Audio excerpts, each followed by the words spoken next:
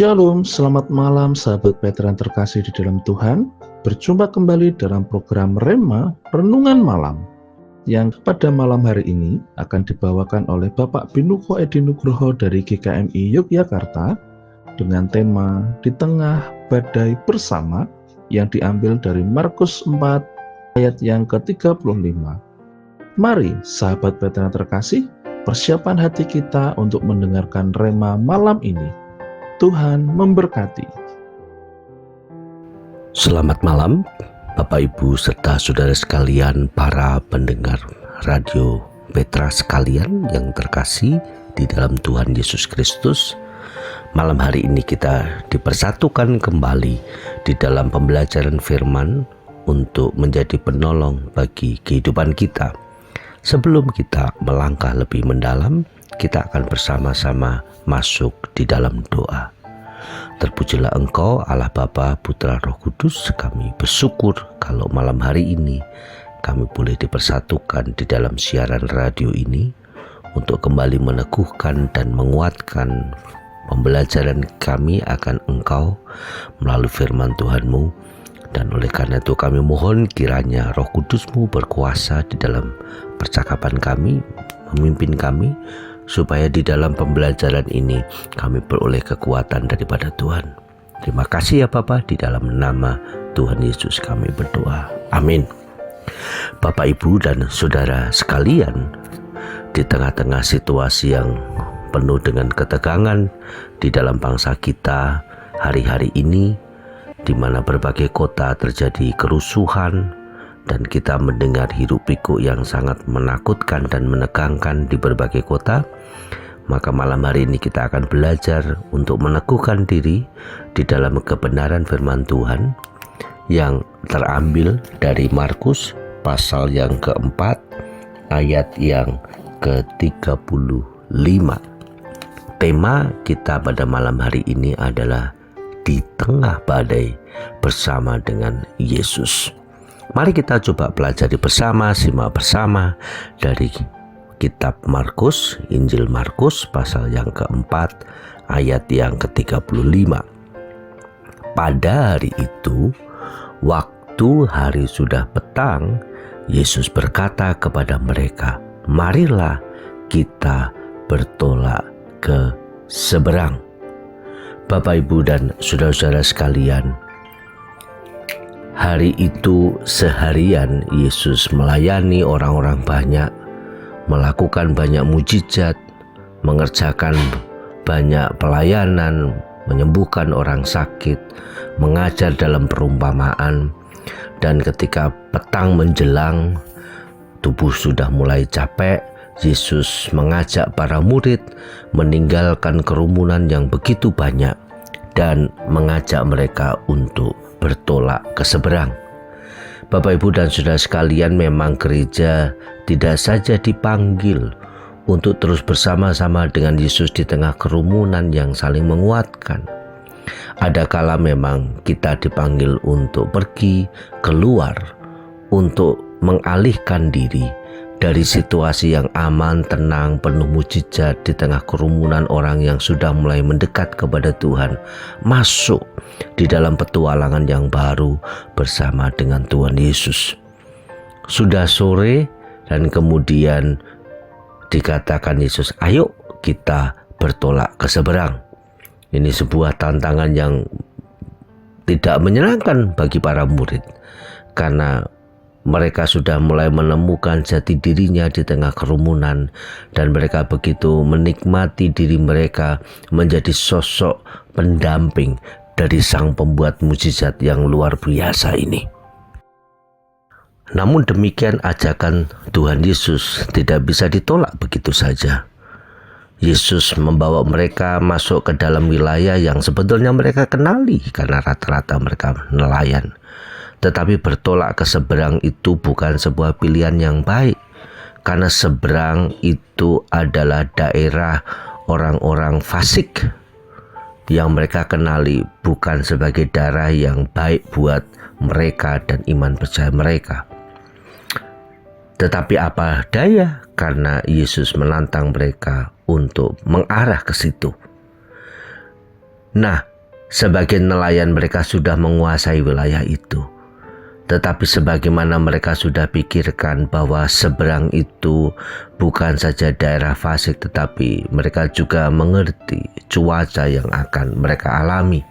Dan sebagian nelayan yang sudah menguasai wilayah itu, mereka juga segera menyadari bahwa badai itu akan terjadi karena mereka sudah biasa menangkap berbagai gelagat alam di wilayah itu. Tetapi apa daya, sekali lagi kalau Kristus yang memerintah, maka mereka sebagai murid yang taat harus mengikuti perintah Sang Guru. Dan oleh karena itu ketika mereka mengikuti Sang Guru, dengan segera mereka mengenali bahwa sekonyong-konyong memang badai terjadi. Kitab Markus ini ditulis oleh penulis dari Petrus. Yohanes Markus itu adalah orang yang diminta oleh Petrus untuk menuliskan pengalamannya bersama dengan Yesus Kristus, dan dia adalah seorang nelayan sejati. Dia mengerti wilayah itu. Tetapi dia tidak bisa menolak ajakan Sang Guru begitu saja. Dan yang celaka ketika dia nurut, dia berjalan membawa teman-temannya masuk ke perahu dan membawa mereka mulai menyeberang, maka prediksi itu segera dia dapatkan. Sekonyong-konyong badai yang begitu dahsyat menerpa mereka.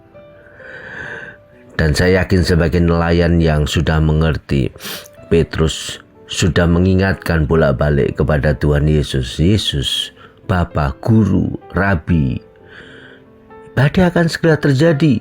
Tetapi Kristus memutuskan tidur di kapal itu. Dan itu membuat Petrus, saya rasa, menjadi gelisah.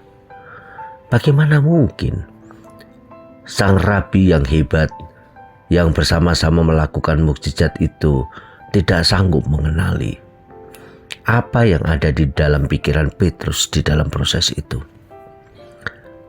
Dan Bapak, Ibu, serta saudara, kita melihat fragmen selanjutnya. Begitu badai dan topan menyerang, mereka menyadari bahwa kapasitas pengalaman mereka tidak sanggup menghadapi kuatnya terpaan alam yang begitu dahsyat.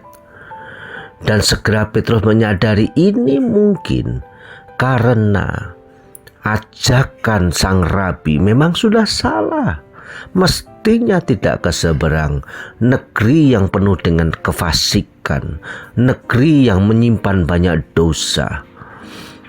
Mestinya kita tidak ke sana. Nah, lihat, ini adalah tanda bahwa Sang alam semesta murka terhadap keputusan yang keliru tersebut.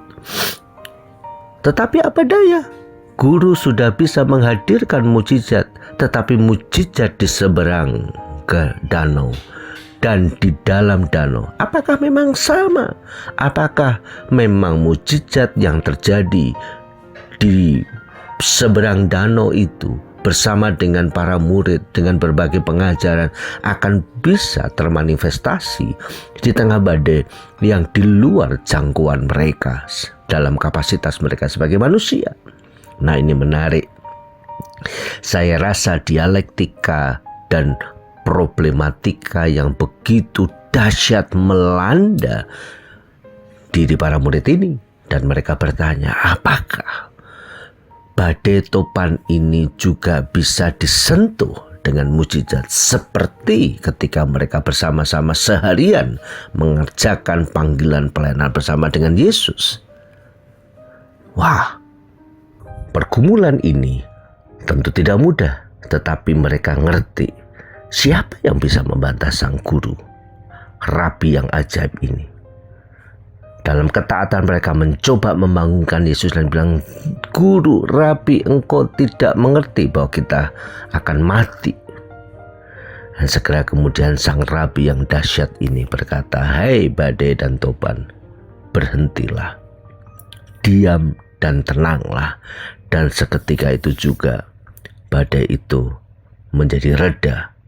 Bapak, Ibu, dan saudara sekalian, hari itu para murid kembali belajar tentang destinasi ilahi bersama dengan sang guru dan rabi yang ajaib. Momen itu tidak bisa dilupakan, bahwa Yesus tidak saja berkuasa di tempat yang aman di dataran dan melakukan mujizat, memberi makan 5.000 orang, tetapi di tengah pusaran badai topan yang siapapun tidak bisa mengendalikan, ternyata Yesus Kristus memiliki kuasa yang sama. Bahkan ketika kuasa itu terarah kepada daerah yang penuh dengan malapetaka dan dosa, penuh dengan berbagai kenajisan, ternyata yang mereka kira bahwa mereka akan dalam penghukuman karena pilihan mengarah kepada daerah yang penuh dengan kenajisan, tidak terjadi.